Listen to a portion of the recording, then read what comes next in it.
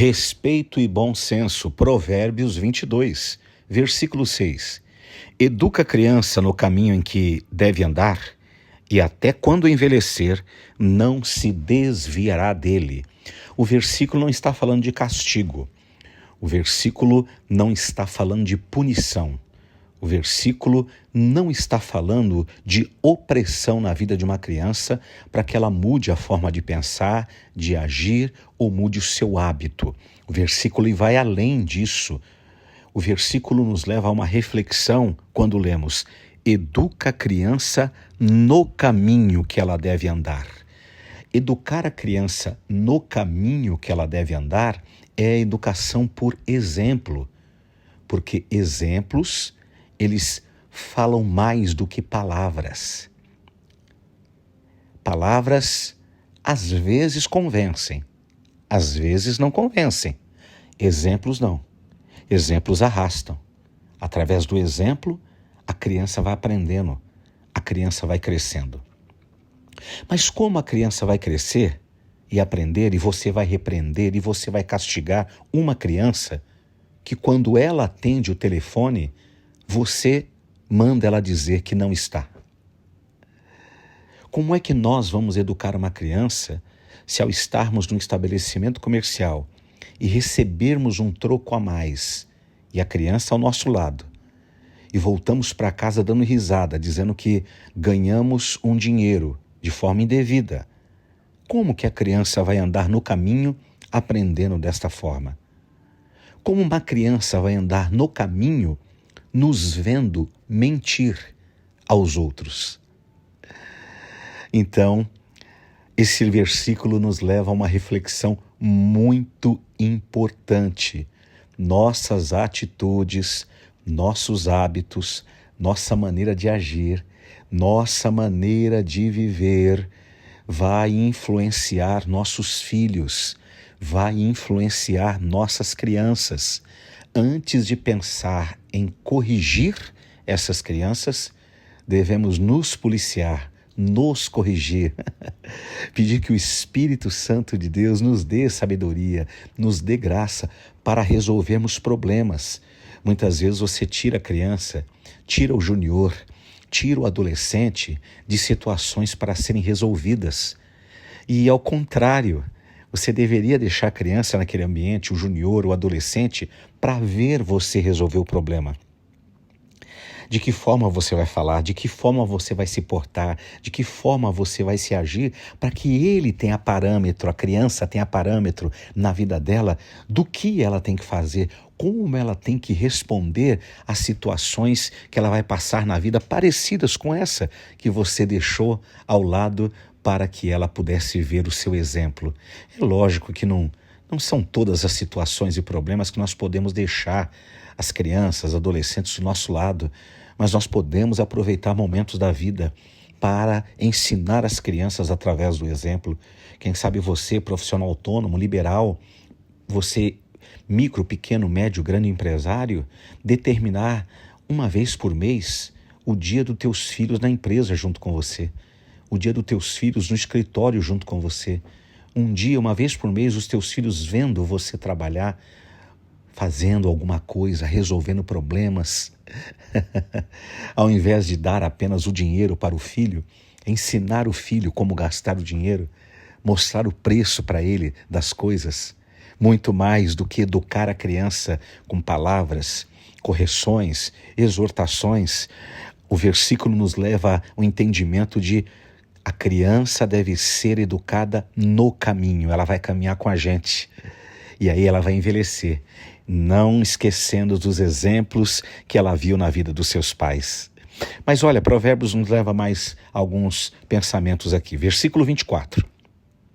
Não sejas companheiro do homem briguento, nem andes com o colérico, para que não aprendas as suas veredas e não tomes um laço para a tua alma. As más companhias corrompem os bons costumes. E é a Bíblia quem está nos ensinando: sai de perto dessa pessoa briguenta, sai de perto dessa pessoa colérica, explosiva, que só arruma confusão, problema. Talvez o devocional de hoje está alcançando pessoas que você está pensando aí. É tarde, pastor. Eu já entrei em muita confusão por causa do meu amigo. Eu já entrei em muito problema por causa da minha amiga. E eu já fui até para a polícia por causa deles, eu já tive prejuízo, eu já me enfiei em confusão, em briga por causa do meu amigo. Então, seja livre enquanto há tempo, porque infelizmente muitas pessoas já perderam a vida por causa de amigos briguentos, violentos, e na hora da confusão, o amigo briguento escapou, mas quem estava do lado, que não tinha nada a ver com o assunto, perdeu a sua vida.